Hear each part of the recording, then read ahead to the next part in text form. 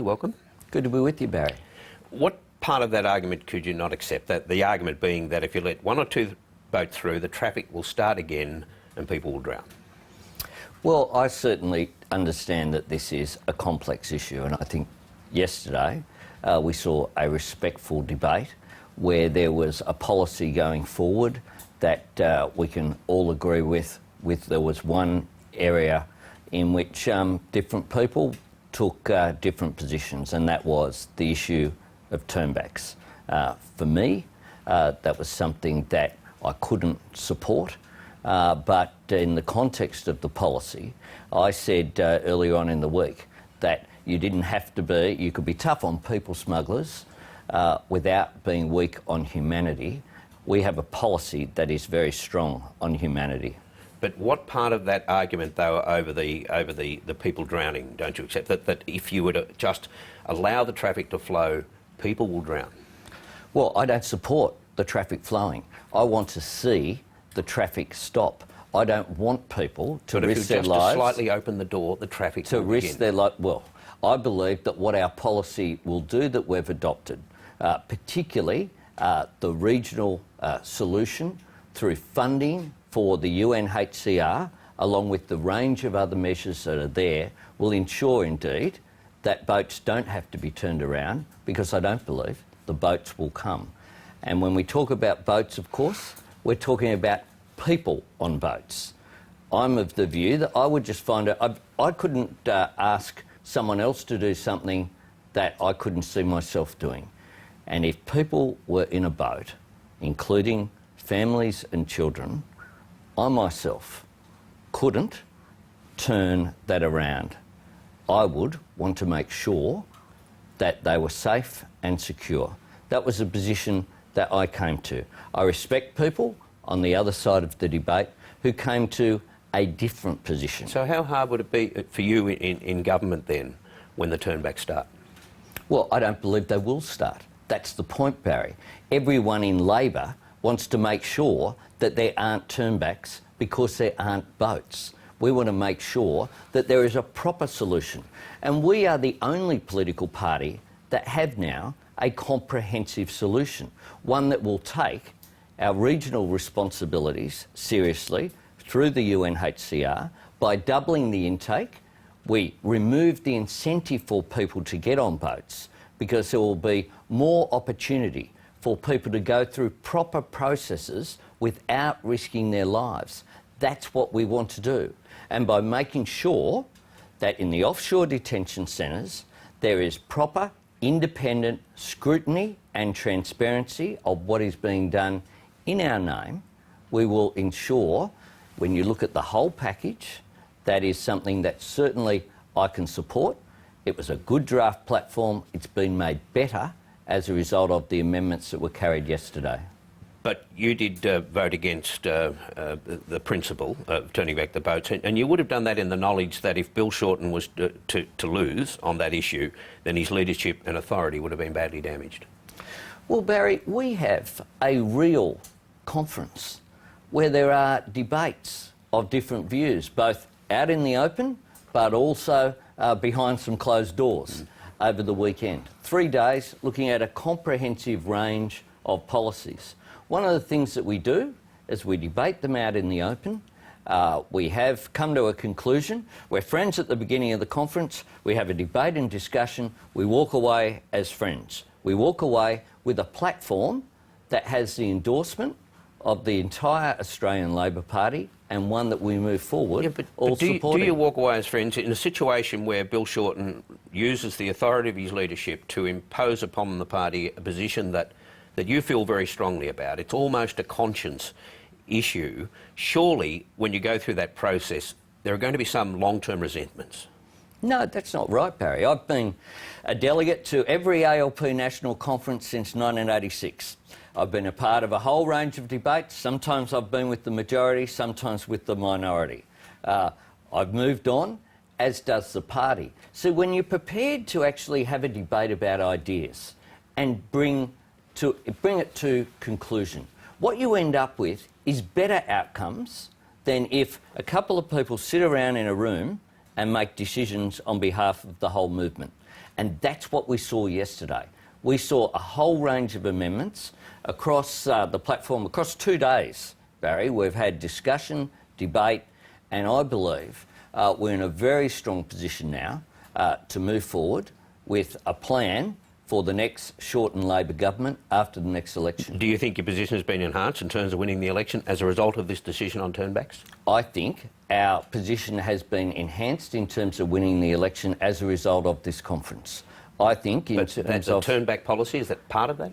Well, in terms of the comprehensive plan that we have for asylum seekers, of which that is a part, is obviously a step forward. What we have in terms of the specifics of it, though, is that everyone in the Labor Party doesn't want to see turnbacks. I've been a part of difficult decisions, Barry. If you had have said to me 10 years ago, if I was sitting here, and you had have said to me that as Deputy Prime Minister I would support what I did support with offshore processing prior to the last election, I would have been somewhat surprised. The fact is that you respond, you look at the facts, and you make decisions based upon your views, and you put them forward. Then you unite as a movement to move forward, where I believe in a much stronger position across the whole comprehensive plan that we had. I mean, yesterday we had the plan for renewable energy, 50% by 2030. We had comprehensive plans on education, on health. In my area of infrastructure, yesterday morning we've adopted a plan for nation building consistent with Labor's tradition and history. Those plans are ones that we can take to the next election, and I believe we can win. But at least you went back into the hall and you put your hand up. Tanya Plibersek and Penny Wong did not. They sent proxies. Was that the right thing to do? Well, that's a personal decision for them, and I certainly respect that decision. I'm not a part of the leadership group. I've had a history in this party, Barry, as you well know, of raising issues and being an active participant in Labor Party's internal structures for a long period of time. You know, at a previous national conference, I think it was the last one, I moved a motion against a decision provided for by Prime Minister Gillard on selling uranium to India. It's consistent with the position I've had on nuclear issues my entire political life. There were no issues after that. It was done, agreed, we moved on. Because you were quoted in one of the papers this morning as saying, unlike other caucus members who just sit there and do nothing. Well, that's just a fiction, and I told the journalist that that was just a fiction. That was not said. There were 400 people in the room. The debate that we saw yesterday afternoon on the conference floor was certainly reflected by the debate in the Left meeting where I was as a member of the Left. It was a respectful debate, and it was one that it's a pity it wasn't broadcast as well, frankly, because people can disagree on issues without being personal about it. And that's a sign of a mature political party that is enriched by the diversity of views and is tolerant towards difference and respectful. Now, on gay marriage, it seems as if what the position the Left wants is a conscience vote this side of the election and a binding vote after that. Do you support that idea? Well, I support a conscience vote on these issues. I do so as a matter of principle, as well as... But not a binding vote beyond the election, so you'll split with your own faction on this one. Well, I support a conscience vote on these issues. I am a strong supporter of marriage equality. I'm the first member of Parliament in the House of Representatives to bring a private member's bill about equal rights for same-sex couples. I did that in my first term back at the last century. And I'm of the view, though, that you can have that strong position but be respectful towards people who, because of their faith, have a different point of view. We need... part of what enriches our society is its diversity. That's part of what equal rights for people who are same-sex couples is about. Now, you can't call for tolerance and respect for diversity, in my view, whilst being intolerant. Now, I believe very strongly that it should be a conscience vote. that there should be a private members bill put before the Parliament this year, and we should debate it. And then, of course, I think we'll move on and people will wonder what the fuss was about. People should be allowed to... People love who they love, and we should respect that, and it will, in my view, strengthen the institution of marriage where more people are able to participate in it. And just finally, you put up this what's known as the Warren Buffett initiative, that people earning over $300,000 must pay a minimum 35 cents in the dollar income tax. Now, of course, this will be immediately, I think, characterised as the politics of envy. These people pay their taxes according to the rules as they exist. This is about fairness. These people have access to accountants and lawyers that ordinary people watching this show who are teachers or nurses or construction workers don't have. And when you have 75 millionaires, people who earn a total of $195 million in 2011-12 paid a total of $82 only in tax.